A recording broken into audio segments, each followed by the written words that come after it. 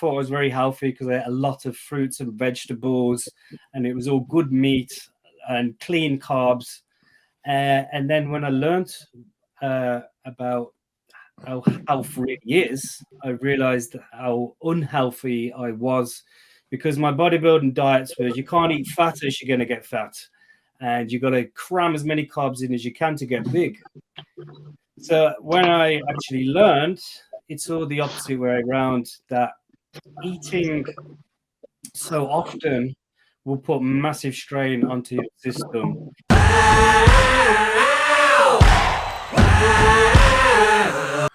Okay, what's up, everyone? Welcome back to the Fantom Podcast. We are now on episode 18. Yes, number 18. And joined with us today, my co-host, Medium Joe, Jay-Z Bodybuilding.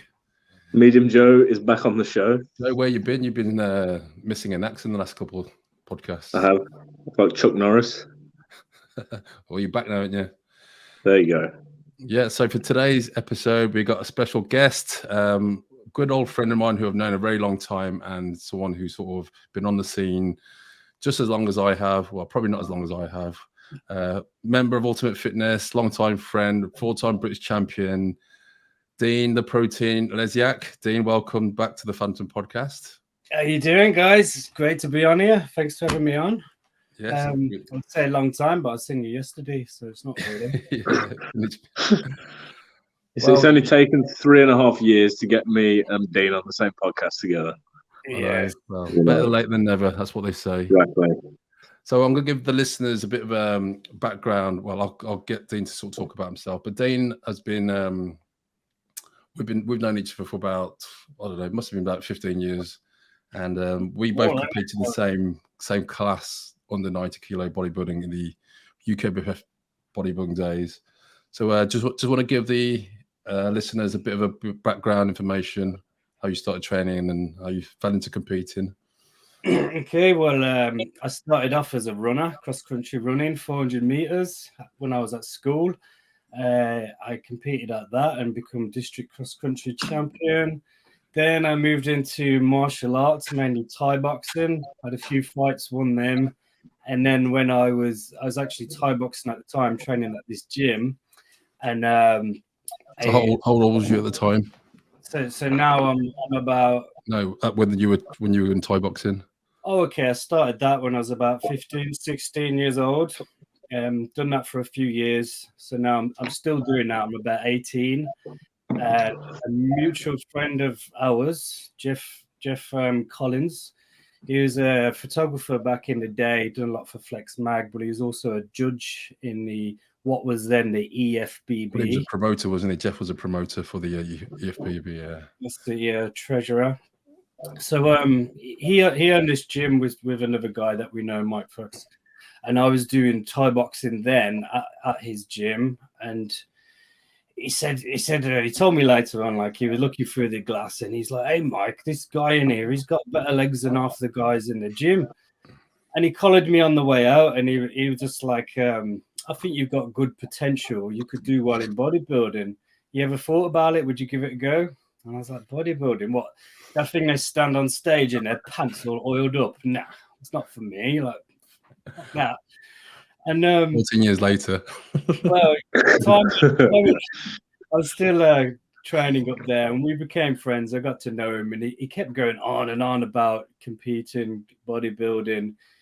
And I thought, I didn't know where my life was going. I had no direction in life, and I was a little lost at the time. I thought, well, this guy, he's a photographer, he's in with the judges, all that. He knows what he's talking about.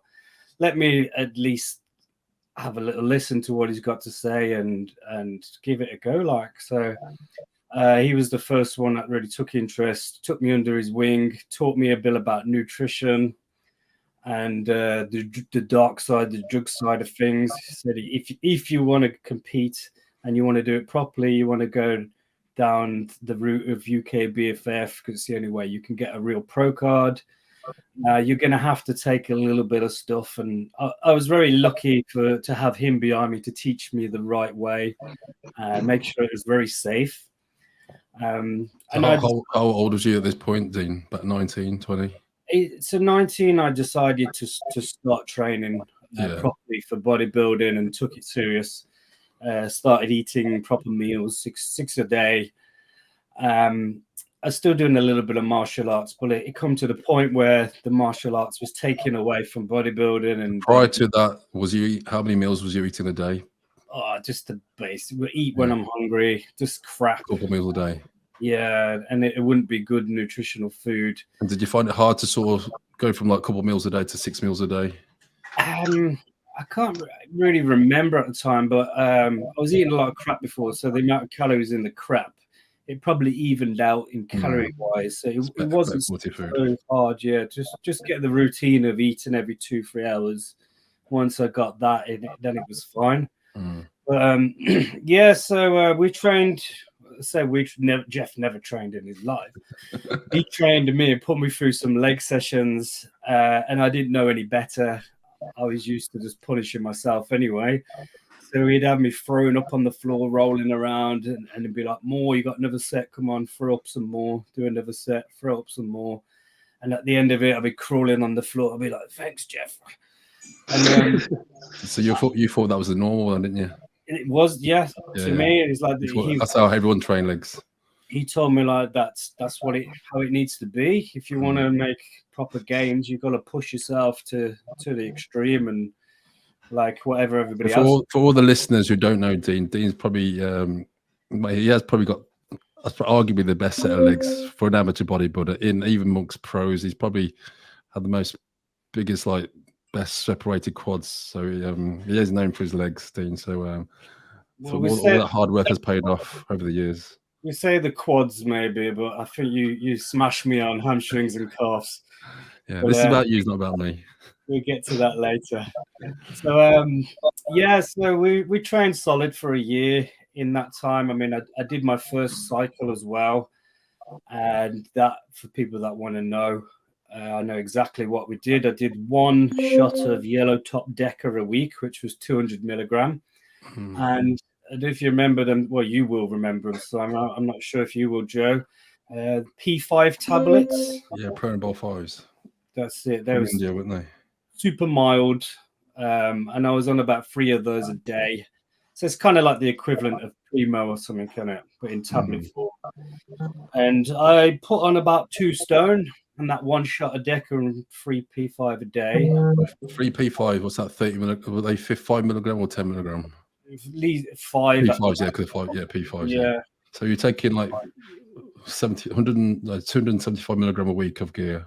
Yeah. 100 milligram Deca, yeah, which is nothing really, is it? And I put about 2 stone on in that course. So 305 milligram a week. Yeah, I reacted well. But it was more so because of how crap my diet was to started eating 6 meals a day and smashing myself in the gym. Being at that age, anyone's going to respond very well. But I took things very seriously back then. So yeah, we trained solid hard for a year, did a diet, and then I competed my first show when I was 20. Did the Mansfield Classic as a junior, under 21s it was back then. And I won that, and then went on to the British finals and won that as a junior. So what year was that? About 2000 or 2001, I can't remember.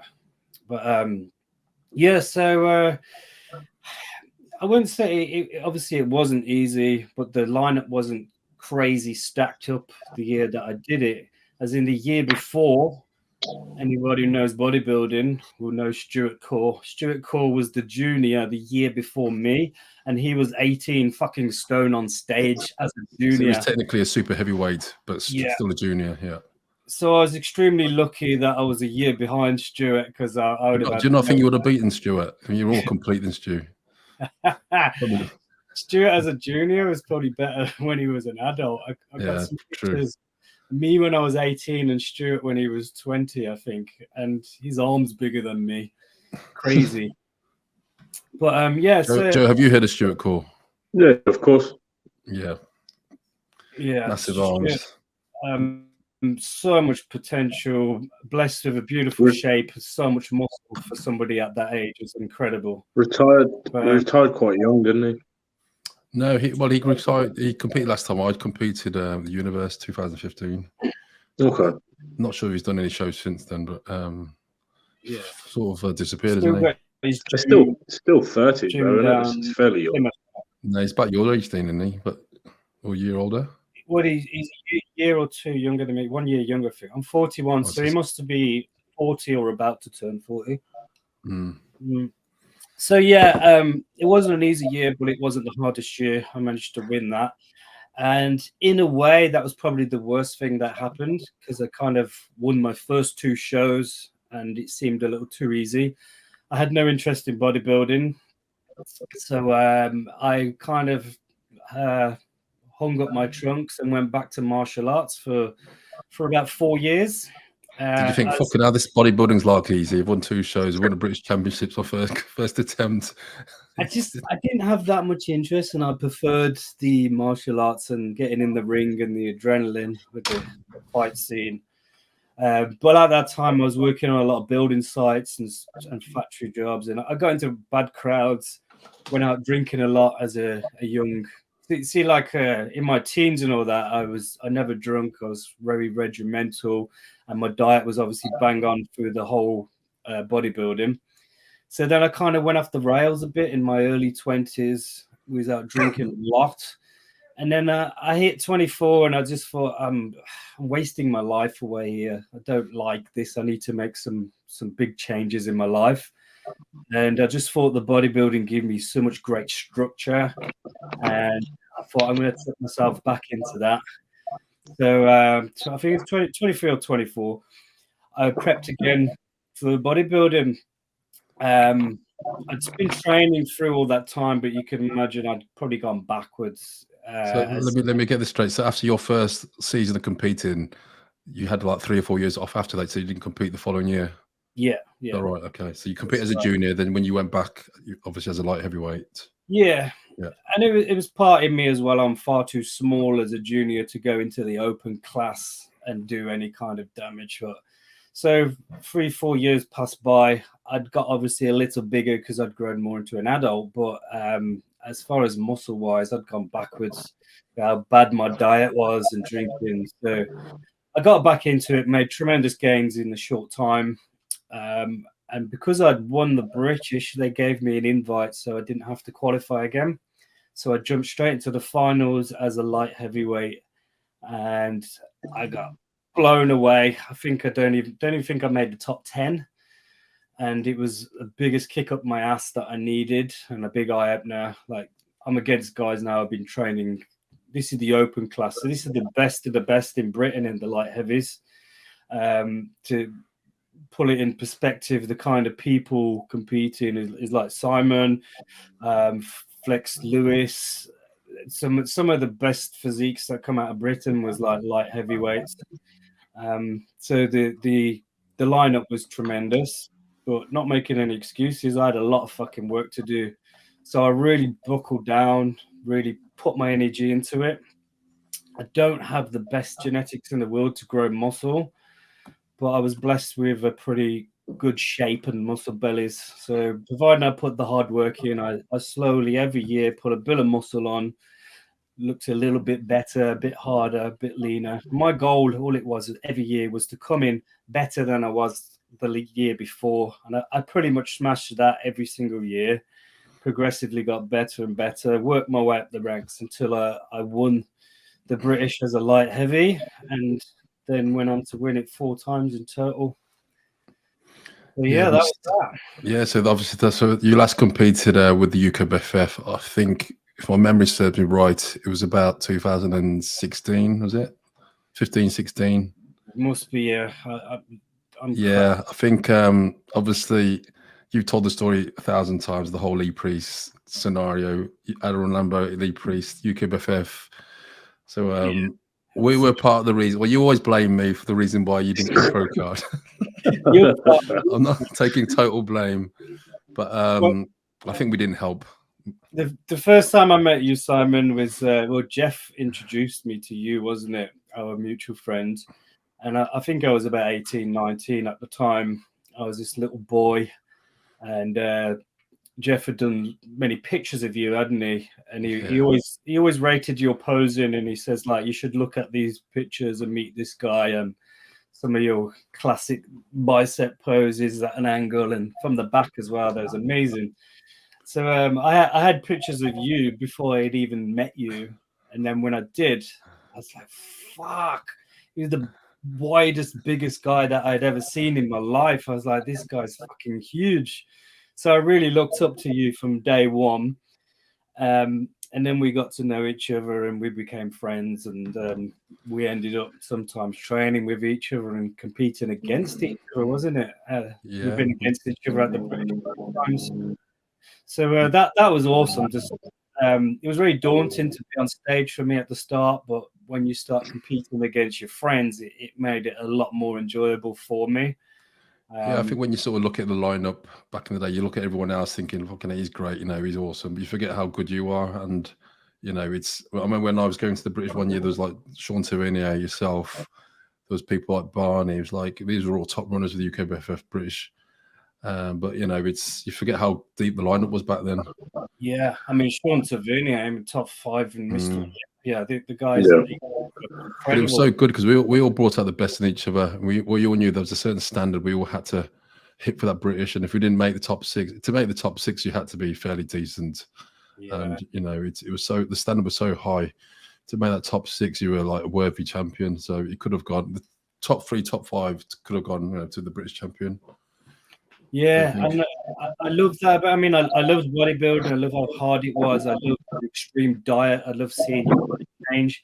But to be honest, I hated the actual competing, and I hated. Oh my god, I look like a stick insect on that. Horrible.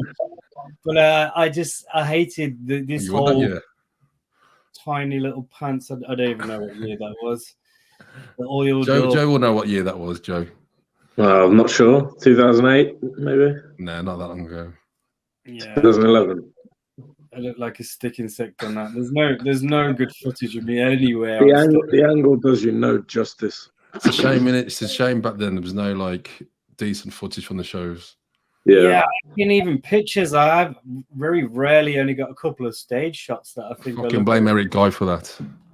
Oh god, yeah.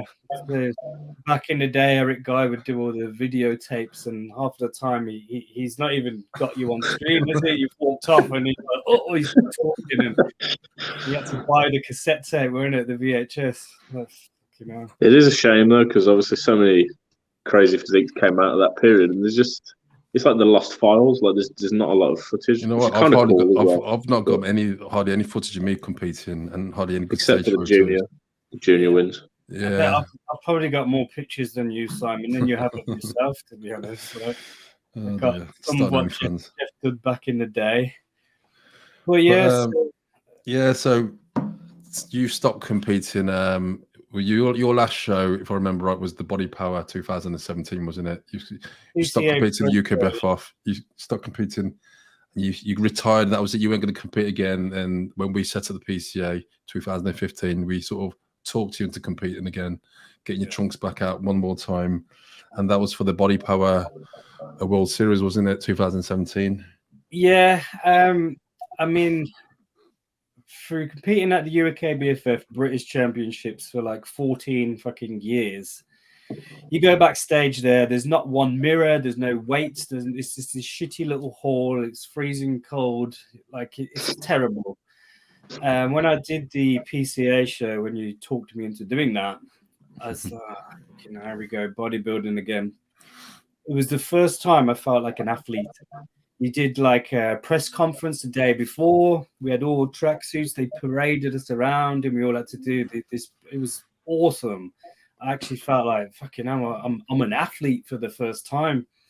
So the way the show went, I loved it for the first time, but sadly, I always prioritize other people other than myself, and my partner at the time was not fucking good. She was bad news, and I put her first, and I fucked up my prep the last few days, and I looked far from my best. It was a little disappointing, but I was still happy to make the top 10 in the pro show.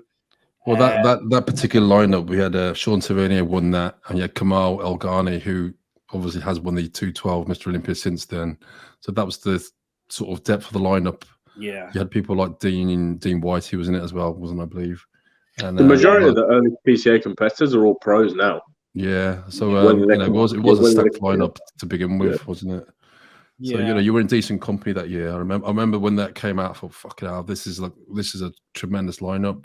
So, and I had Sean and Kamal like neck and neck. It was so hard to pick the winner out of the two, and I think Sean pipped him by the post, just slightly, but completely different. So close. It was so close. Incredible show. I loved every moment. I just wish that I came in my best and maybe I would have cracked the top 5. Do you think if awesome. The UKBFF had treated you like the PCA throughout, you would have competed longer, or was it your time to finish competing that time when you did? Well, the only reason I stopped competing, basically, as you know, is because I was told I was never going to get a pro card. I kept winning it, and I kept getting denied a pro card. And it turns out because we are friends with Lee Priest and Lambo and Simon had them down the gym, and it all kicked off with the federation. Simon got banned from even used to put the shows on, didn't you? I did, yeah. A lot of money into the UKBFF. You even brought back the Grand Prix. Put crazy money from your own pocket into that, and they repaid you back by banning you because you had Lee Priest in your gym. So for the audience who don't know, the UKBFF British Finals used to be held in Nottingham, and it was there from 2001 up to 2016, and it was packed. Nottingham Hall concert was packed. It was like full house. It was the show of the year, run by Bill Tierney, head of UKBFF. And obviously, when it all went tits up and they lost the pro card and PCA formed, the federation just fell into pieces. And I believe it or not, I went to the UKBFF British Finals last month in Bilston. Bilston is a tiny little shitty town, and it was a town hall. There was less than 50 competitors in the whole show, and it was just a shame. It's not a shame. It is and it isn't to see what it's become, but it's due to their own fault. And after the show, they messaged me, the UKBFF, and asking if I wanted to put on a qualifier in Birmingham. Can you believe that? After like 7 years of treatment. Who was it? One of the UKBFF team. This is we would like you to come back on the team. Would you like to put on a show in Birmingham? I didn't even fucking reply back to it. I mean, it hurts to see, but like you say, it's fucking karma. The way they treated the athletes, the way a lot of it was, and you know what? Most of that judging panel at the UKBFF was really nice to me. That was awesome. I mean, people like Helen and Sean from Panthers Gym, they really pushed to get me my pro card. It was all down to Bill Turney. Of course it is, yeah. He has the final say, and you know what? They haven't moved with the times. If you look at this, well, they don't even have social media. I mean, they look at their posters. It's like it's from like 20 years ago. They're not evolved with the times. Yeah. You look at PCA and all the new federations. They really sort of are social media savvy, and that's that's why they've been left behind. Yeah, it is a shame with all the history behind the federation, but at the end of the day, they're what is it? The creator of their own. Same with NABBA. NABBA's the same. That hasn't progressed, and their universe was like they had hardly any competitors. I say Johnny and Dan, who I do the Bash Bros podcast with. Johnny did the NABBA finals, and he just said it was atrocious. It's gone so downhill. He said he was embarrassed, like he got a third place trophy, and that would have been the highlight of his career. And he said, no, he's just chucked at the back in the box, like never to be seen. So it means nothing now to the NABBA universe. It was such a prestigious title back in the day. Well, Dan won the universe, didn't he? Sorry? Yeah, he did, yeah. Dan won it, yeah. And we was talking this the other day, like how stacked the lineups were with unbelievable athletes back then. Now in all federations, I mean, PCA seems to be the best at the moment, as in the amount of good athletes in there. But no federation I see with a stacked lineup. I think PCA's got the quantity, but I don't think it's got the quality still. Yes. Do you know what I mean? And like with everyone uses PCA now as a sort of platform to go to a Two Bros to get the pro card. Now we're losing too many amateurs to like getting a pro, and there's no decent amateurs anymore. Yeah. I think. Well, what I'm seeing, like, I know the UK has some amazing athletes. Where the fuck are they? Because there's so many federations. They're scattered so finely. all these different federations. You don't see a lineup with, like, you'd get 5 to 10 amazing athletes in one lineup. Now you're looking to get one in the whole fucking show. That's the thing, though, that they make a name for themselves competing with a certain federation. They're a big fish in a small pond in that area. And then if they all came over to the same federation, someone has to place 5th, someone has to place 4th. You can't just win every show. You know, you get beat by people that are better than you. You can't do anything about that sometimes. Of course. I mean, I'm pretty sure you're the same as me, Simon. Like, back in the day, I want to go against the best in the UK. I need to see where I'm at. If I can't stand with the top 100 people in the UK, then fuck me, I shouldn't even think about a pro card. Exactly, you need to be in the elite few if you want to thinking about turning pro. So, like, I don't want to do a show where you get like fucking 10 people in the whole fucking show, and there's a couple of you in the lineup. Or I know guys, they turn up, they're the only one on stage, and they're bragging about. It's a bit of a hollow victory, isn't it? Yeah, first place. There's no glory in that. There's never a challenge for you to push harder. So I always wanted to be against the best of the best in Britain to see where you're at.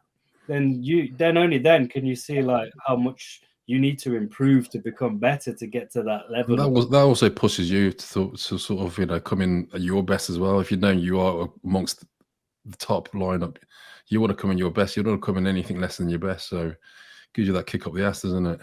Yeah, like I always, like you said earlier about backstage, you're looking at everybody else. Like I remember Trevor with the massive arms. Oh yeah, Trevor Chung. Yeah, I remember looking at him. He's in my category, and I mean, Trevor didn't have a very complete physique. Nah, he had the massive arms, didn't he? Huge arms. His legs. Did he have big calves as well, by any chance? No. No. But I just remember looking at him, and all I could see. Do you think their arms were real? Do you think they were sinful, or? They were big. They were big. They look suspect to me. All I remember is just staring at his arms, thinking, "Fuck, I've not got a chance. I'm gonna come last and look fucking shit." And then he's looking at me, just staring at my legs, thinking, "Fuck, I've not got a chance." And all you do is stare at people's best body parts, and there's no way you can see how good you are until you're in a lineup. Your whole body, obviously, you need a good, complete physique to win. Yeah, but yeah, it was just fucking horrible. But as the years went on, I got that mentality out of my head, and all I used to focus on was when I was backstage, I used to ask myself the same question: could I have done more to look better? And the answer had to be no. There's always something you could find, but I had pushed to the extreme till my body's fucking passing out. It was disgusting. It was horrible. But I know backstage that I was looking the best that I possibly could, at least condition-wise. I never always got it right on the day. You could always be a bit fuller. You can be a little, maybe you spilled and you're holding a little water. That's always just learning your body, trying to get it right on the day. But I did my best to come in the best fucking condition I could every single year.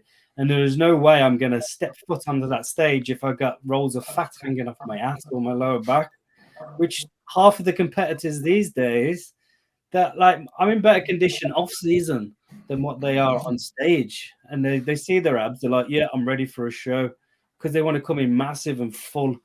As soon as you get under those lights against somebody in condition, you get blown away. You look like a fat fuck. What do you think your best look was, Dean? Which year? What show, if you can remember? I never brought my best look on stage. I'll tell you what I think Dean's best look was. I mean, he was asked to guest pose, if I'm correct, it was 2011 or 2012 Muscle Talk, James Collins show. I remember it must have been probably a month, 6 weeks before the British finals. I think Muscle Talk's always in August, so it was probably about 6 weeks before the British finals. You guest posted James Collins, didn't you? Yeah. I remember me and a few of the lads were there. When you came on, fucking hell, you were probably like over 90 kilos. You're probably about 94, 95. But the extra fullness, you still had the shape. You're still lean. To me, that was your best. Obviously, it wasn't shredded, but just remember me. Fuck. How do you think that 94 kilo Dean would have done it as a heavyweight? I think he would have held his own. Definitely, yeah. I think he would have. In a heavyweight lineup, he probably would have made top three. Because we talked about this It's hard before. to say, really, but it's hard to say, isn't it? Like with weight cuts and making the class killing people's physiques, because obviously you've got some guys who should be bodybuilders do classic now, or if they're a pro, or if they're an amateur coming down too far, and obviously they're being rewarded for it, but are they at their best? Which is better. I did light heavies for so long, and each year I progressed and got a bit bigger, and I had to come in harder, and then each year it was harder to make the weight. And towards the end, I should have stepped up into the heavyweights, because I'm competing at 90 kilo. And my best look would have been about 93, 94, I'd say. And I just couldn't physically do it. And you never want to go into the guys and be like 10 kilo lighter than somebody next year. But put that shit out of your head. All illusion. It's down. I mean, that guy next to you might have 10 kilo on you, but he's 5-6 kilo of that around his waist, and not on his legs or on his arm. Do you know what I mean? So everyone carries their weight in different places. It really does not matter what you weigh. It's what you look. That was my biggest downfall.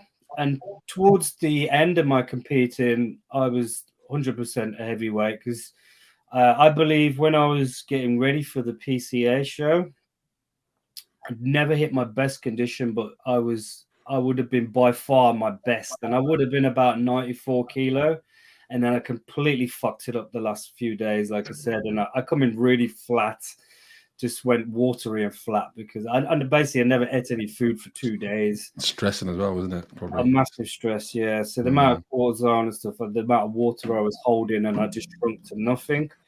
But I believe my best look would have been about 93, 94, if I could have pulled in the fullness and the dry hardness. It's so hard to get that combination as well. It kind of helped me with my condition to do the light heavies, because I had to make that weight. You're constantly worrying about the scales, aren't you, rather than how you look? Yeah. I remember the one year I just said, fuck it, I'm going to do the heavy, do whatever I weigh on the day. I'm not going to look at the scales. And I did everything I possibly could. And I woke up in the morning. I had no idea. I got to the venue, I weighed in, and I was 89.9 kilo. And I was like, fuck yes, I'm in the light heavies again. And I don't know how my body just knew that I had to be that weight. For some reason, I dropped a load of water overnight, and everyone just said I looked fucking twice the size of everybody else in my category. I pulled it off more in my frame, because I had really good shoulders and good quads, so you had that kind of X shape. But I found my natural poses were never that good. My physique kind of came alive when I actually hit the poses. So I need that granity, hard look to look impressive. Else I just look a bit flat and withered away. Okay, let's move away from competing. So you last competed. So it's been like 6 years now, isn't it? 6 years, 5-6 years. So we all see your sort of questions and answers on Instagram. So you took a totally different approach to training. Well, training is probably the same. It's your sort of health protocols. I know the last couple of years you have been sort of researching longevity, so how to optimize your health. Let's go into that, because I do want to pick your brains. I've got a few questions, because obviously we all know competitive bodybuilding is a healthy sport, but competitive bodybuilding is not very healthy. It's quite dangerous, and knowing what we have to do to our bodies to get into a certain condition, it's obviously taxes the body, puts a lot of stress on your heart, kidneys, liver. So so since you've stopped competing, obviously you are quite open what you take now. You run small cycles, but how do you what are your sort of biohacks to sort of for longevity? What are the main things that you do? Okay, so when I was competing, I was very health conscious always, and I always tried to do it the healthiest way I possibly could. My cycles were never big. I pushed up to over 1,000. It was about 1,200 maybe a week once. So even when you were competing, you still had that health conscious, but in the back of your mind. Yeah, that's good. I just didn't. I like my version of healthy back then, because I didn't have the knowledge. So when I went up to like over 1,000 milligram, I felt like crap, and I had to come off it. It was just too much for me. My body doesn't respond well with I just get test flu. I feel like shit. I just want to sleep all the time. Back pains. It is horrible. Blood pressure too high. So my courses then were only like 800 maximum milligram a week, that is. And I never took the harsh stuff. The only time the harsh drugs would come into play would be the last 6 weeks to a comp, where you're doing like a bit of trenbolone, a bit of halo testing the last week or two. And I always cleaned my body out and had good breaks off. So I did things as healthy as I could. Loads of vegetable. You know, like bodybuilders now bulking off seasons, just filling yourself with as much fucking shit as possible, and McDonald's and crap, and the amount of strain and stress that's putting onto your body. I mean, you could eat a ton of shit in a day and your body would cope, but you do that every day for years, you're going to get some severe comeback. So my version of healthy, I always did it as healthy as I possibly could. Once I come away from bodybuilding and got a lot more into health, especially longevity, like I was about 41 now, so about 35, I'm making this big change in my life. I start to understand the impact of carbs. So what was that wake-up call? Was you just like thinking, okay, I'm not competing now, I need to focus, prioritize my health? What made that switch? Well, like I said, I always thought I was healthy. Yeah. So then the actual switch was I became really ill, and I never used to get sick that much. I remember it's when you lost a lot of weight, isn't it? Yeah. So and I didn't know what was going on. It was coming out both ends. I couldn't even drink water. I was sicking up, diarrhea really bad. So after about a week, I went to the doctors. I was not getting better, and they said, "Okay, we need some stool samples, urine samples, blood tests." So I gave them all that, and this was probably the most horrific time in my life. Is when they give me this tiny little plastic tube to take a stool sample. And if you ever done one and tried to shit into this tiny little tube, it doesn't work so well. So can't you just like put the tube into the shit and scoop it? It's everywhere, isn't it? So you have to get a little. I just shit in a tub and got this like little scoop, and you're retching at your own. What? I have to do the same. It was nasty. Every 6 weeks, yeah. Yeah, I bet of course you had to, innit? Because of your condition. So I've mastered the technique now. Oh, maybe you can do it for Dean next time. Yeah, you've got tension now. So I feel like I'm dying at this point.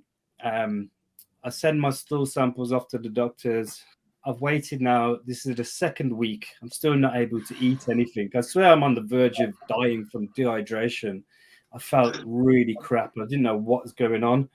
So I've lost about 3 stone now, at least. And I ring the doctors back and I said, is there what's going on? Like, have you seen anything? I need to see somebody. Like, and they was like, oh, let me check the system. Oh, we're ever so sorry. We lost your stool sample. Can you do another one for us? I know. You're like, you for fucking real. Couldn't you have told me that like last week? I'm dying here. So then I had to go through that whole procedure again of scooping some of my shit into a little tiny tube, send that off. And the third week, I didn't know how I was going to survive this. And then they come back to me finally and said, oh, it's nothing to worry about. So have you been in contact with any water, like drunk water from abroad or feces? I'm like, well, I went abroad about a month ago. We're in Thailand, weren't we? Yeah. But I'm sure like if it was from that would have happened as soon as we come back. So the only other thing could have been, I remember getting food poisoning in a restaurant we went to. I had steak and then it kind of got worse from that point. And he said it could be from feces. So maybe there was a dirty chef who never washed his hands and he wiped his ass. I don't want to think about it because maybe I ate food shit on the steak. Oh my God. It was the shittiest steak I ever had. Literally. So basically it was parasites. And it was nothing to fucking worry about. They gave me a course of antibiotics. It cleared up within a week and I was fine. But going through that process, I physically couldn't do anything because my body was shutting down. I couldn't train or anything, and I'm a very physical person. I love to train. If I can't get out of the house, I go crazy. So I had to do something. So I chucked myself into learning about just the mind, mental focus, mental set. How I had a shitty childhood. I had a bit of a dark side to me, and I suffered from depression and stuff. I was a bit suicidal thoughts. I used to self-harm, and that's pretty much what put me into bodybuilding in the first place. And I would punish myself through training and hurt myself instead of actually self-harming. It was my form. And until I grew out of that and realized my self-worth.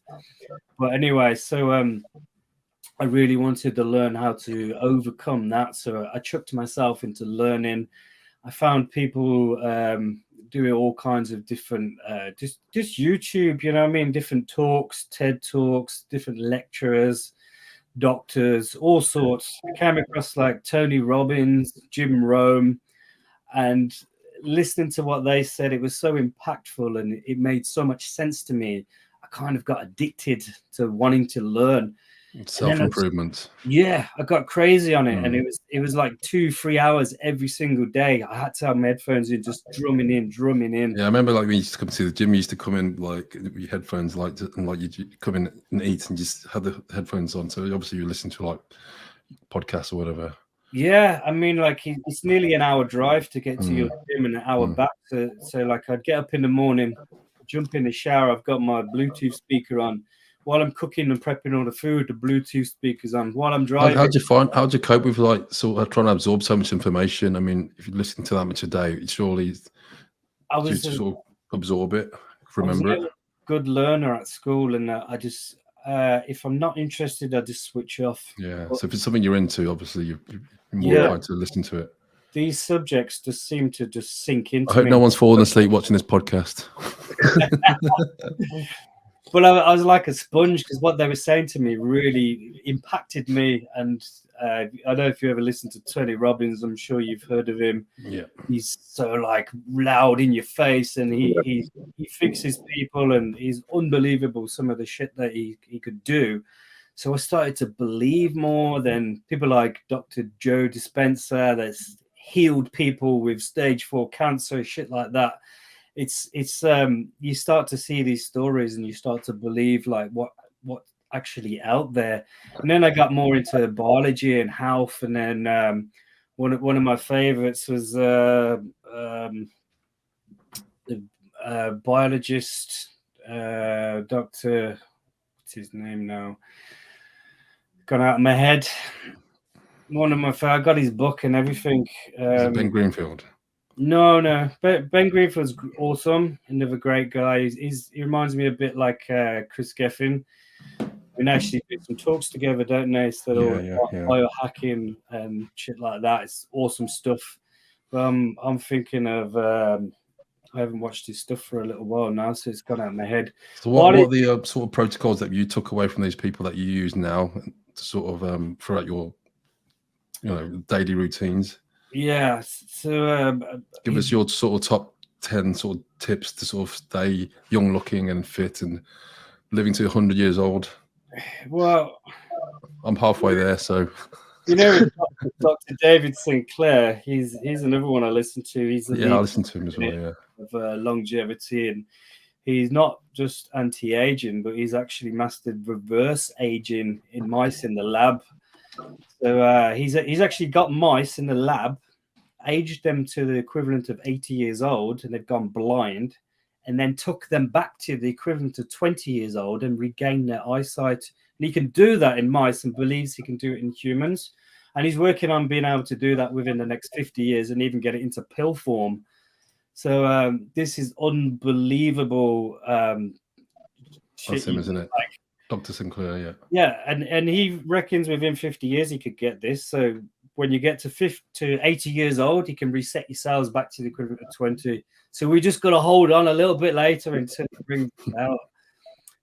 Unless he just disappears off the face of the earth at some point. Accidentally drove his bike to Mars or something like that. Bruce Lipton coming to my head. He's the guy I'm talking about. Biology of Belief was his book. Bruce Lipton taught me biology and just all about how cells in your body will adapt and evolve. Basically, we was told that we're dealt with what we're born with, and there's nothing you can do about that, and that's not actually true. And Bruce Lipton proved this in the labs, and they all just laughed at him until 50 years later, when his research actually came into the light, and now it's written into textbooks. So he was a massive one for me. There he is. I love his stuff. The guy's unbelievable. He's a biologist, and then he became spiritual. You got to listen to his stuff. He's unbelievable. So I took a lot of what he says and learning like how cells, you could really, really simplify it. Cells in your body is pretty like a fish in a fish tank. So the cell lives in fluid, just like a fish living in the water. So your body is constantly cleaning it out. So it's like the filters in the fish tank. You've got your fizzer, you're putting oxygen in. That's your lungs putting oxygen into the blood. So you got clean blood full of oxygen. The cells thrive. As soon as you start putting chemicals or crap into that mix, changes the culture medium, then this fish would get sick, right? If the water's tainted, it's chemicals, the fish gets sick. So you take the fish to the doctor, or in that case the vet, and they give it some medicine, and it keep the fish alive. While it's in that tainted water, it's always going to stay in sick, and you have to keep feeding it medicine. The only way for that fish to heal, right, is to take it out of the tainted water and put it in fresh, clean, oxygenated water. The fish will get better. And that's exactly the same as the cells in your body. So if you're in a sick state, if your blood is tainted, then your cells are always going to get sick, right? So going to the doctor getting drugs is just going to keep you alive but keep you sick. So you need to figure out, you need to find what caused that in the first place. So what actually affects your culture medium, your blood? The air we breathe. If you're smoking cigarettes, you're putting a load of chemicals and shit which is going into your blood. The food that you eat, everything you drink, if you eat shit, all the chemicals, the crap is going into your blood. So eat good, obviously. Eat clean, be healthy. You're going to have clean blood, cells thrive. The other thing that most people don't think about is your mental state. Every thought that you have, you think about something, your brain then releases chemicals, and then you feel, right? So if you're pissed off, you're angry, you're sad, you're scared, your brain is releasing all these stress hormones into your blood, and it has a really good purpose to do this. If you go back to, say, hunter-gatherer times, there wasn't many stresses going on. Every now and then, they go out, they go hunting, they find food, they come back, they sit with their family, they eat.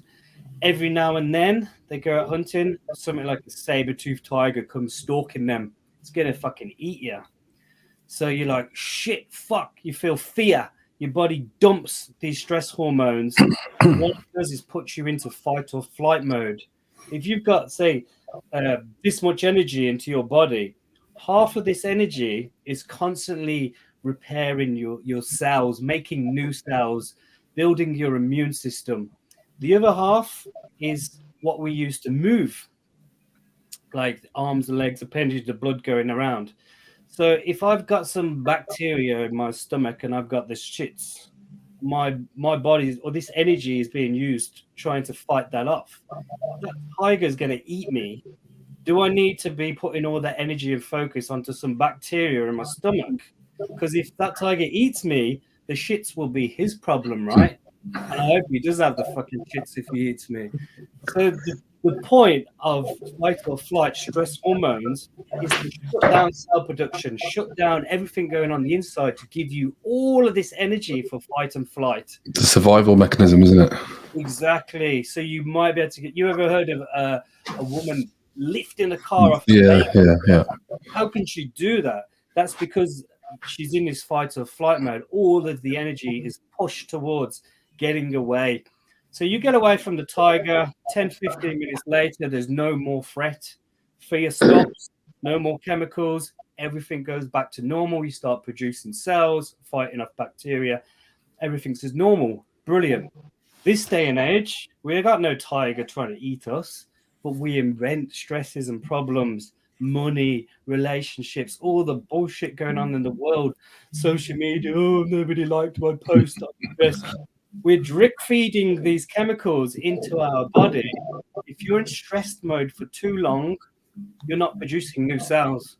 You're not building an immune system. The bacteria, the viruses are going to get the better of us. You're going to get sick.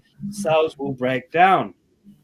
On the other side of that, if you feel love, you're really happy, your brain is releasing a different set of chemicals. You're going to release growth hormone, vasopressin, serotonin, dopamine, oxytocin. All these chemicals make you feel amazing, and they make cells thrive. Your cells, you put them in cells in a petri dish, and you put these chemicals, the cells will go to it and feed off it. If you put stress hormones in it, you'll see the cells run away from it, trying to get away from it, escape it, because it's going to break them down and kill them. So one of the biggest factors of your health is the way you think. If you're miserable, you're depressed, you're shitty all the time, you're drip feeding these shitty chemicals into your body, that's going to make you sick.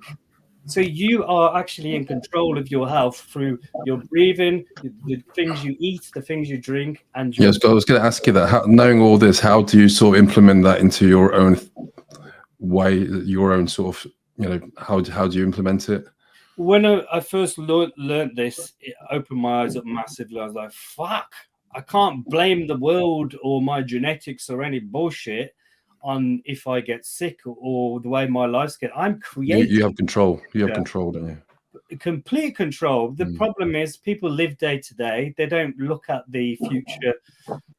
Whatever I'm doing now is going to create a future, right? So if I'm putting shit in my body every single day, I'm going to be fine in the moment, but 10, 20 years down the line, it's going to create illness, right? That's common sense. So you're going to nip that shit in the bud before it happens. So Wayne Dyer was another great guy that I listened to a lot, and he really taught me how to think in better ways. So I did a lot of like meditation and changing the way I look at things from listening to a lot of Wayne Dyer stuff. It's kind of like, okay, perfect example. Fuck's sake, I've only got half a glass left. I'm pissed off now. I'm releasing stress hormones. Or, yes, I've still got half of that glass left. I'm happy. I'm releasing a whole different set of like chemicals. So how can two people look at the same thing and have a completely different reaction? Because it's all down to your perception, right? And the way you look at things. So change the way you look at things, the things you look at change. So it's down to you. Change everything you see. Like two salesmen, they wake up in the morning, massive thunderstorm. The first salesman looks at his door. Oh, fuck, I can't go out in that. Or I better stay in today. Second salesman gets to the door. Oh, right, better get my coat on quick. If I get out in that, no other salesman will be out there. I'm going to double my jobs. Do you know what I mean? The way you look at things, the way you see things, the way you see opportunities are going to change your life and create your future. So I started having to look at things in better ways. And your wording, like, people get pissed off when it's raining. Oh, the weather's shit. I say, it's a beautiful day today. My garden loves it. And they're like, oh, shit, it's raining. I said, well, go in the Sahara Desert for a month. You'll be glad of some rain, and it rain's life. It's water. Look at it. Do you remember a few months ago when it was like really, really hot and everyone was moaning to how hot it was? It was like, I just wish the day was colder. Now it was like, it's been obviously cold the last few days. I thought, you know what, I actually appreciate the cold, because when it was fucking baked 40 degrees, like we were wishing for days when it was like this. It's exactly that. And I find the UK is a very pessimistic country that most of the people in it are walking around every day looking for things to be offended by or just to be miserable and pissed off. And it might be the climate, the environment, and other people rubbing off on each other. But whenever I go abroad, I mean, you both must have witnessed this into lovely countries. The people are so friendly, they're so nice.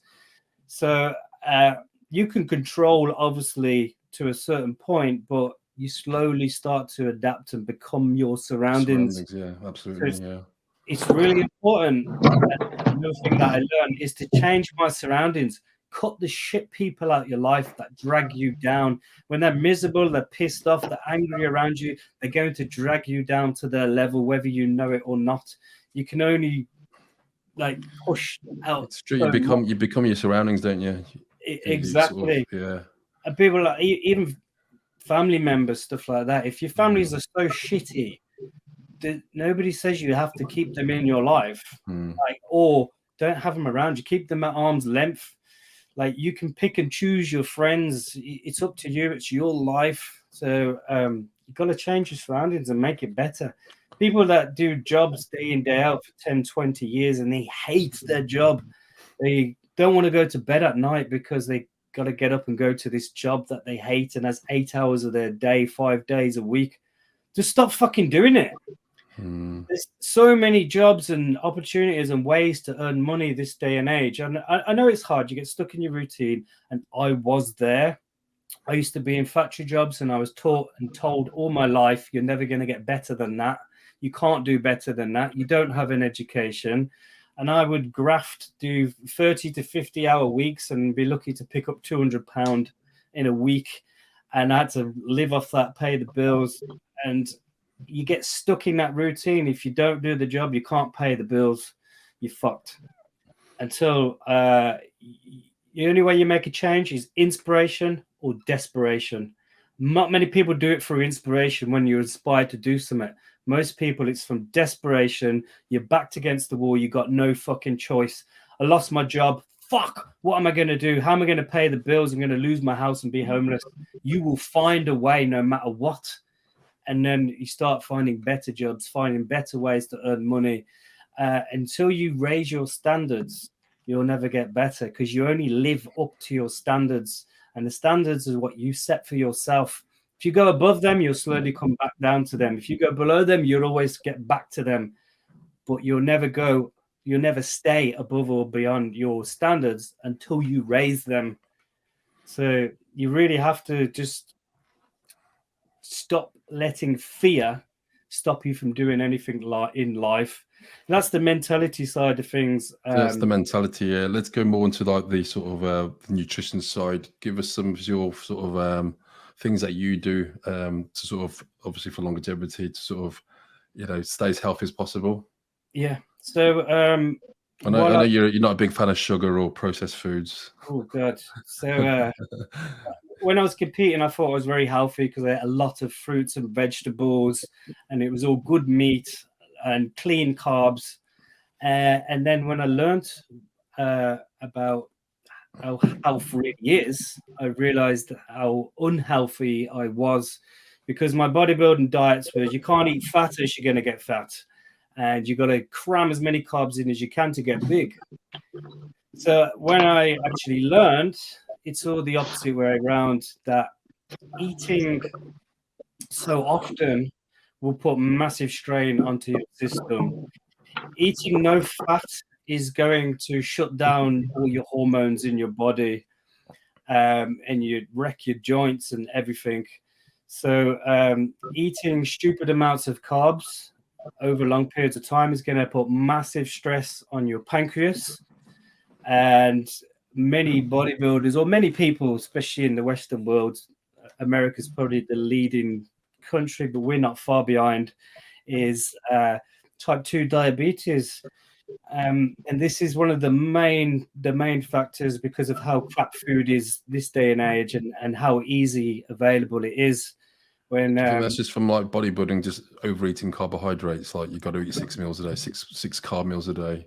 100%. Yeah. Because I mean, the worst thing you can eat is sugar and simple carbs. But if you could eat a ton of sugar today, and your body would cope with that, and you'll be completely fine. What batters it is eating so often and all these carbs. So explain to the audience why sugar is so bad for the body.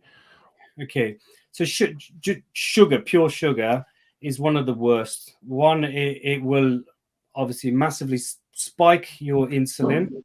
So if you know about the GI chart, what that measures is how food is broken down, how fast the carb is broken down into blood sugars to glycogen.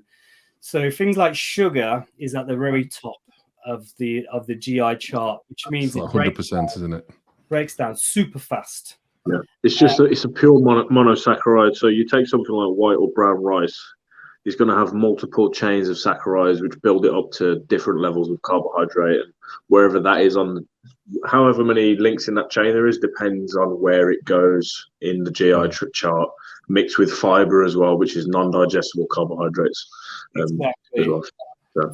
The faster it breaks down, the quicker it gets into the blood, and your blood sugar increases and goes higher and higher. Your body will then produce the perfect amount of insulin. Your pancreas will release the insulin to collect up all the blood sugar and take it to its destination. And that will either be to be stored as glycogen in the muscle, or if those stores are full, it'll be stored as fat. So insulin acts like a transporter of like cell. Exactly. Glucose and proteins.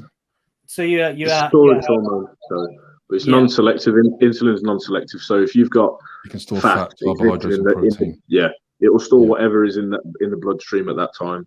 Exactly. So if you have glycogen stores in the muscle and you have stores in the fat. So if you have very little muscle and lots of fat, then you're going to have tiny little glycogen stores and huge fat stores. So when you eat carbohydrates, just get fatter and fatter. Most of them are going to go and be stored in the fat cells. Yeah. So if you are a massive bodybuilder and you're ripped, you got loads of muscle, hardly any fat, then you've got massive amounts of stores for glycogen in the muscle, tiny amounts of stores for glycogen as fat. So you've got to eat tons and tons of carbs before it will ever spill over and go to fat. This is why when you've just competed and you do a show and you're shredded, you can pig out and pig out. You get bigger and bigger. You hold water, but you don't put any fat on. You look fucking massive and awesome. And then you start to grow a little bit of fat, and then it just boom, and it spirals, because the more fat, the more receptors, the more carbs go to the fat. So the leaner you are, the easier it is to grow muscle, because all those carbs are being stored in the muscle. The harder it is to get fat. The fatter you are, the harder it is to grow muscle. So the problem is, every time you're pushing carbs in and your blood sugars go up, your pancreas is now working hard to produce and release the insulin to take it to its destination. So the more you do that, the more stress and strain it's putting on the pancreas. So the lower GI chart, the carbohydrates, something like some really good oats or brown rice, usually foods with more fiber in, will bring the GI down lower. So just as Joe was saying, basically it takes much longer period of time to break that down and break it into blood sugars. So then it's kind of like I've ate 100 grams of sugar, boom, 100 grams instant in the blood. I eat 100 grams of oats and brown rice, and it's filtering like, here's 10. My pancreas can cope with that. Here's another 10. So your blood sugars don't fly up and then come back down. It's nice and steady and stable. So the more complex the carb, the less stress on the pancreas, the less insulin. So, but even if you're eating those complex carbs, you're still having to produce insulin, and it's constantly putting stress on it. So the more time, if you're fasting long periods of time, where you're only eating once or twice a day, your pancreas is getting really long, nice breaks, and all your cells are obviously healing, repairing. If you're battering it every 2 hours, boom, boom, boom, constantly for months, for years, you're eating 6 meals a day of carbs for 10, 20 years, your pancreas gets to the point it cannot cope. It becomes very insulin sensitive. So now all of that blood sugar, it's not producing enough insulin to take the blood sugar to where it needs to. So then your blood sugars start to become dangerously high, and you become type 2 diabetic. The problem is the safe zone is here, and then the bad zone is here. Like this is good. This is diabetes. So all of this area here, the doctor is like, you're fine, you're fine, you're fine, you're fine, you're fine. Boom. Oh, you got diabetes. You're not fine here, but they say that's the middle zone. It's okay. There's always a cutoff point. So now I'm pre-diabetic here. You need to stop that shit before you even get there. That's the stage where I am, because I had my bloods done, and they said I'm sort of pre-diabetic, and my diet's fairly clean, I think, but that's just from overeating carbs in the past. I think that's brought me to where I am now. So you've just turned 50, haven't you, Simon? Yes. So same as me, bodybuilding career. To get big, you got to eat shit tons of fucking food and lots of carbs, and there's no way around it. You eat as clean as you can. You do it as healthy as you possibly can. And not even putting into indication how much stress all these good carbs are having onto your pancreas. So your pancreas and your liver do a lot of work together, and so does your gallbladder. So if your pancreas is under massive stress, that means your liver's in stress. If your liver's in stress, your gallbladder's in stress. So your liver does so many functions, and it's really important to keep a good, healthy liver. The good thing about the liver is it regenerates extremely fast compared to most organs in your body. It's amazing what the body can do. It's because the liver takes a big battering, so your body seems to put a lot of energy and focus on healing the liver. But on the sideline of that, your pancreas is stressed, your liver is stressed, your gallbladder is stressed. What does your gallbladder do? So your liver produces bile, which goes into your gallbladder, and it stores the bile. What bile does is when you eat fats, breaks down the fat, doesn't it? Bile breaks down the fats, and then the enzymes come to do the rest of the job and take the nutrients out. So all your good fats, like saturated fats and omega-3s, need bile to break it down properly, and to get your really important fat-soluble vitamins, ADEK, A, D, E, K. So vitamin A, vitamin D, E, K1, K2, and omega-3 are all fat-soluble, which means you get them from fat. If you can't break the fat down, you can't get the vitamin out to absorb it. So now your bile, you're not producing enough bile. So now you're not breaking down the fat properly. So now you're not absorbing these really important vitamins. Say like vitamin D3, it's not even a vitamin, it's a hormone that does so much in your body. We need it. And it's quite hard to get vitamin D. You get it from sunlight.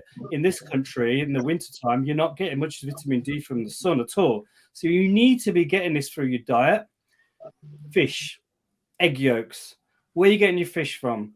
You get farmed fish, it's got fuck all in. You need to eat wild salmon, and it's packed full of omega-3s, vitamin D3, all that. Same as the egg yolks. If they're corn-fed chicken, then the omega-3 in that's going to be massively depleted compared to free-range chickens. It's more important to get, and especially in the UK and in this, and so many people have become deficient in these vitamins. You are going to have to supplement. And then how good is the supplement, and how is your body absorbing that to how good your health is? So you need certain vitamins to sort of work with different vitamins for absorption. Like you need vitamin K2 with vitamin D3, isn't it, for absorption, or an omega-3? And they're both fat soluble. So if your liver's stressed and you're not producing enough bile, and if your gallbladder is stressed, you're not storing it. So it's going to have a massive problem trying to break down that fat to be able to get the vitamins you need out of it. So then you become more deficient in these vitamins, and then things start to break down in your body. And all of this is just a tiny little thing that stems off from becoming diabetic. And if you take it back, if you work with your body and you help it, you can actually reverse type 2 diabetes. Which leads to my next question. How would you sort of reverse all these sort of years of sort of putting that much stress onto your pancreas? So your body's amazing and it just heal, but you got to help it and work with it. So first you got to look at what caused the problem. My liver, my gallbladder is not working properly. My pancreas is not working properly. Why? because how would you know these things aren't working? Would you do a blood test and you get sort of your levels checked? Go on, Dean. I was going to say, if you're pre-diabetic, then you know that your pancreas has been under massive stress. So they work hand in hand. So you know your liver's in massive stress. And it doesn't mean to say it's damaged. It might be healing as quick as... What symptoms would someone have to recognise this? You can take your blood sugar level from a finger prick, first of all. Obviously, whatever country you're in, the ranges are different because they use different systems and scales and whatnot. But certain health medication, for the general person, certain health medication can have a negative impact on your blood sugars and your insulin resistance as well. So it's like for myself, my immunosuppressant drugs that I have to take have a negative impact on my blood sugar levels. And so my blood sugar levels are temporarily elevated for a short period of time once I've either taken them or once that pill or infusion medication has been taken in. So throughout that period, I'll tend to have quite a bit of extra water retention in the skin. So I'll end up holding a lot more water. There could be a slight reddening to the skin as well. Inflammation of the joints, so you start becoming a bit inflamed. So during that period of time, if you're in a chronic state of inflammation, which you can be from being pre-diabetic or diabetic anyway, first of all, what's an inflammatory food that you take in? Sugar. If you remove the sugar, you're still gonna your body's still gonna be in the presence of carbohydrates, which is fair enough. You know, they're satiating, they're enjoyable. But if you are really driven to try and get rid of all the inflammation in your body, you want to reduce protein intake from a bodybuilding point of view. Overall reduction in food is going to be a great thing. You might want to not push all the way there with training, because again, that promotes an inflammatory response. Your body needs to recover from a certain stress, so it puts all the inflammation and the inflammatory responses in the body from a cellular level there. So you're going to you have to respond to the stimulus that you've applied. So if you've completely annihilated your chest during a session, your body has to, the inflammation that's caused needs to be responded to accordingly. So your body will put in the measures of either whatever type of muscle recovery technique you're doing, or the actual muscle fiber recovery within the body from, you know, whatnot. From a nutritional point of view, I'd say eliminate carbohydrates or minimize them, first of all, if you are having these symptoms anyway. That would be one. The removal of the carbs anyway is going to gradually over time bring down your fasting blood glucose level, because your body's not in the presence of glucose or fructose anymore. So that would be one thing for me. Another thing would probably be an overall reduction in body weight overall, whether that's from muscle tissue, whether that's from overall body fat. Just because from an organs perspective, if you've got too much body fat or too much muscle compared to the average frame, which bodybuilders do, obviously, tends to be from muscle tissue, not from fat tissue. But if you've got a mix of both, and again, that's still not going to be putting you in a healthy environment. So overall, the reduction in food, the removal, limitation of carbohydrates, and an overall, as a result of that anyway, you're going to get the body weight coming down. And if you are using any harsh chemicals as well, removing that toxicity from the body, again, helping to cleanse the blood. And Dean can discuss some of the ways you can help cleanse the blood as well. Detox yourself, fasting, and certain food choices and whatnot. Would probably at least be a good start before you seek medical intervention. Yeah, I mean, what you just said, Joe, that's brilliant. Everything you just said. Carbohydrate. Okay, so what do we need? We need protein. What's protein? Protein is 20 different amino acids, and we can make 11 of those. So there's 9 essential ones we have to be consuming through foods. So you need to be consuming good protein. What else do we need? Good fat. Good fat's going to control all the hormones in your body. We need good fats. Your body can store some fat, can't store protein, so you have to be eating and you have to be consuming that.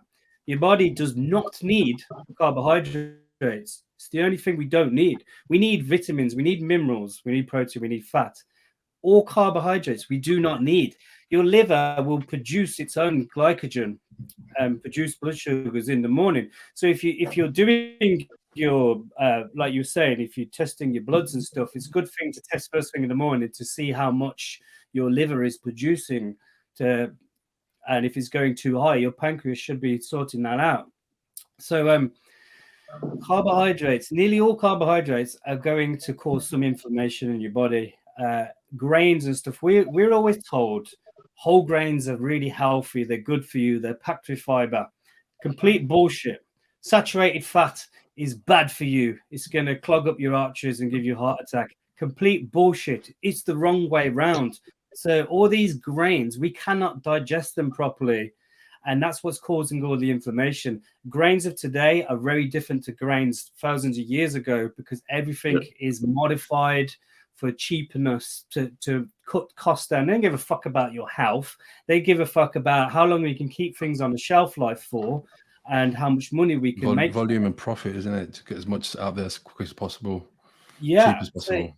So I watched a brilliant video this morning. It was talking about like Asian countries. They've always eaten white rice and it was never a problem.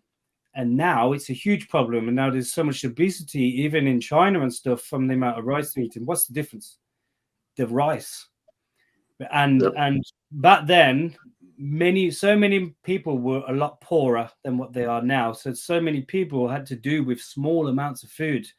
This day and age, the percentage is like 80% more people are in the mid-range. They got access to food all the time.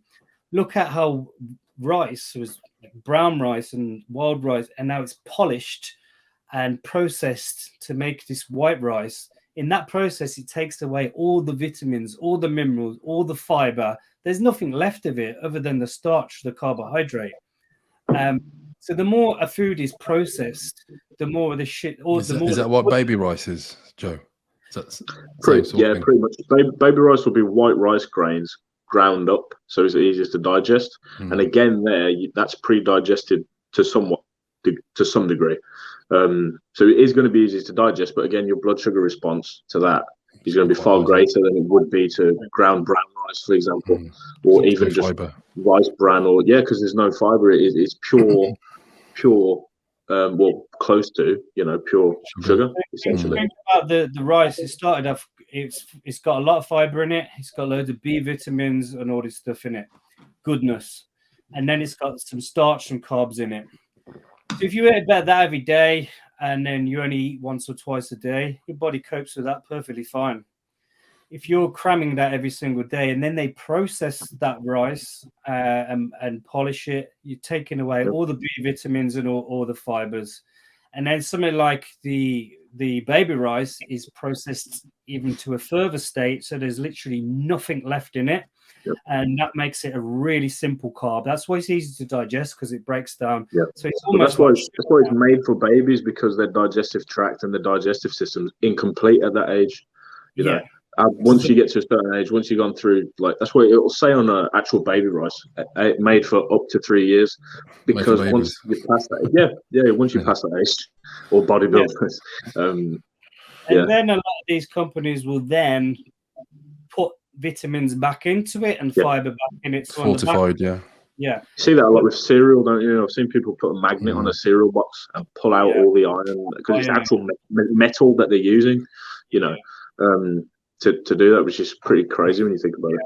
But the problem is the vitamins they use are very cheap. You're not absorbing them properly. Some of them have poisons and shit in them as well. It's basically like the only way to describe it, what the process they do, it's like if I take 100 pounds. Oh. You should have took that £100 and paid the electricity bill. Or his internet bill. Okay, we're going to wrap this up anyway. We will be getting Dean back on the podcast for part 2. I'm sure part 2 in the new year. There's any we've only touched not even a quarter of what I wanted to ask him, because Dean does go very much into detail, which is a good thing. And I hope you've all took away some of the tips And if you are wanting to see a part 2, let us know. Well, there will be a part 2 anyway, so whether you like it or not. But yeah, cool. Thanks for watching. Joe, thanks for being my co-host. You're welcome. I will see you back in the new year, 2023. Hopefully, we will get some more guests on, and let me know in the comments below who you would like to see. And he's back again. Let me just get He's back just for the goodbye. Dean, we're just doing an outro because Joe's got to have dinner, and we'll have to have a part 2 because we've only sort of touched the surface. What you wanted to talk about, and obviously we're already now 20 minutes into it. We need to tell you exactly how we can reverse that. So big thanks for that. Yeah. Big thanks for coming on. We will go into more detail about your sort of protocols in the next podcast, but unfortunately we've run out of time. But for the new year, we'll definitely get you back on if that's okay with you.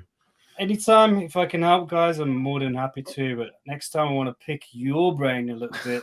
And ask you a few questions. How you look so good at 50 years old. Exactly. Drop a comment in the box below. Any questions for Dean you have in the next podcast. Dean will happily answer your questions. If you want anything he wants to talk about, let us know. Or if you want me to answer, or Joe, we'll even get Big Zach on. So yeah, drop a comment in the box below, and we'll see you in the new year. See you in the new year.